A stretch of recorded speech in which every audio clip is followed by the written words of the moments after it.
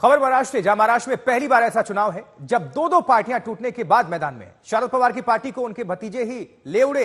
अब नई पार्टी, नया नाम है, नया चुनावी चिन्ह है और अब नए कलेवर में शरद पवार कितने ताकतवर हैं। आज तक से एक्सक्लूसिव बातचीत में शरद पवार ने कहा है कि ईडी एक्शन के डर से पार्टी के लोग गए। बीजेपी महाराष्ट्र में जीत नहीं सकती, इसलिए ईडी, सीबीआई, सीआईडी का इस्तेमाल हो रहा है। ये शरद पवार का कहना है जो उन्होंने आज तक से एक्सक्लूसिव बातचीत में कही है।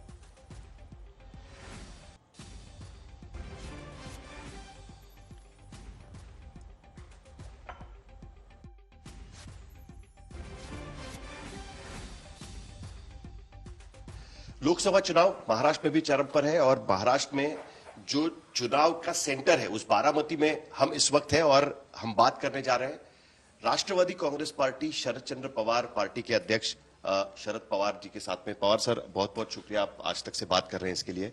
आपके लिए महाराष्ट्र का इलेक्शन क्या है और खास करके बारामती का चुनाव, पवार वर्सेस पवार, ये चुनाव यहां पर देख रहे हैं हम लोग, या शरद पवार वर्सेस बीजेपी ये चुनाव हम यहां पर देख रहे हैं? ये तो इलेक्शन यहाँ का इम्पोर्ट है, पवार वर्सेस पवार नहीं, पवार वर्सेस सूर्य है।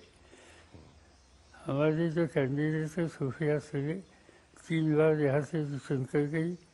पार्लियामेंट परफॉर्मेंस में इनका देश के संसद में बहुत ऊपर नंबर है और कॉन्स्टिट्यूंसी से रिश्ता भी उनका गहरा है।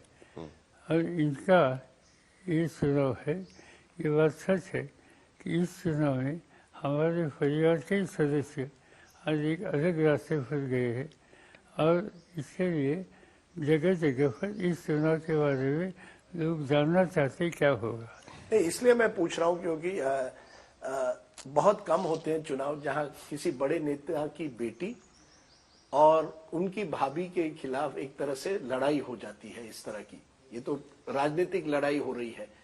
कहीं ना कहीं इससे आपको लगता है कि आपका परिवार बिखर गया है और इसके लिए कौन जिम्मेदार आप रखते हैं? बात ऐसी कि परिवार कई सालों से ये परिवार एक पॉलिटिकल लाइन लेकर काम करने वाला परिवार था। आज जो अलग लड़ रहे हैं वह अलग लड़ने से पहले, इससे पहले जो चुनाव उन्होंने कॉन्टेस्ट किए, ये सभी चुनाव में आज हम ये सोफिया जिस राजनीतिक दल से ये चुनाव कॉन्टेस्ट कर रही थी उसी दल से वो कॉन्टेस्ट कर के कई बार जीते थे। पर वो कह रहे हैं, वो अजीत पवार कह रहे हैं असली एनसीपी वो है। वो कोई भी कह सकते हैं, मगर महाराष्ट्र ने देश को जनता को मालूम है कि एनसीपी का फाउंडर कौन है, ये ऑर्गेनाइजेशन किसने बनी की, ये लोगों को किसने अपॉर्चुनिटी दे दी, इन लोगों को गवर्नमेंट से लेने का जब मौका आ गया तो किसने सिलेक्शन किया, ये सब लोगों को मालूम है। और ये होने के बाद हमने ये कहना हम असली है तो लोग मजाक उड़ाते हैं। लेकिन क्या आपको लगता है कि जिस तरीके से आज वो बीजेपी के साथ गए हैं, उनका ये कहना है कि मेजॉरिटी विधायक चाह रहे थे कि बीजेपी के साथ जाना चाहिए, आप नहीं चाह रहे थे, आप तानाशाह की तरह पार्टी चलाने की कोशिश कर रहे थे, इसके लिए उन्हें ये कदम उठाना पड़ा? ये सीधी बात है कि जो कहते बीजेपी के साथ जाना, कल जब वो चुनाव के लिए खड़े थे तो बीजेपी के साथ थे। इनके सामने वाला जो कैंडिडेट था, प्रत्याशी था, वो बीजेपी का था। जो बीजेपी के खिलाफ लड़े और बीजेपी को डिफीट करके चुन कर आ गए, वो आज बीजेपी में जाने की बात करते हैं। ये अफॉर्चुनेट है। ये कहा जा रहा है कि ये चुनाव केवल सुप्रिया सुले बनाम सुनेत्रा पवार नहीं है, शरद पवार बनाम अमित शाह है। गृह मंत्री चाहते थे कि अजीत पवार की पत्नी लड़े यहाँ से, उन्होंने ये कंडीशन रखी थी। क्या ये सही है? क्या ये अमित शाह बनाम शरद पवार की लड़ाई? ये हमने सुना है हमारे कुछ साथियों से कि ये इस लाइन पर वो डिसीजन लेना चाहते हैं, बीजेपी के साथ जाना चाहते हैं। मुझे भी कहते थे बार बार आप भी चलिए, क्योंकि ये हम नहीं चलेंगे तो हमारे खिलाफ ये एजेंसी एक्शन लेंगे।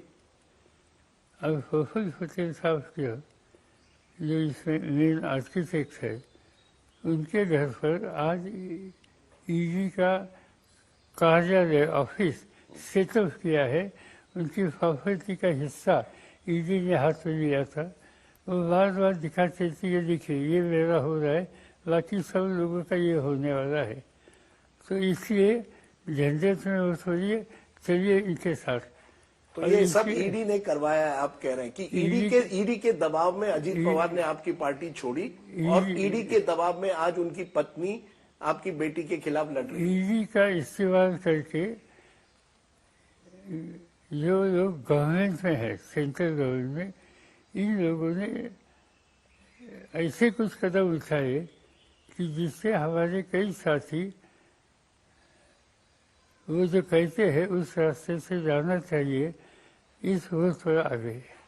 क्या आपको लगता है सर कि ये इसलिए भी हुआ है कि बीजेपी अकेले के दम पर यहाँ पर चुनाव नहीं जीत पा रही है? क्या इसके वजह से ये घटक दल साथ में किए गए? आपका एमवीए का अरिथमेटिक उनके सामने हावी हो रहा था? सीधी बात है, बीजेपी को पूरा भरोसा था कि वो जीतेंगे नहीं। यहाँ जीतना हो तो कुछ न कुछ करना चाहिए।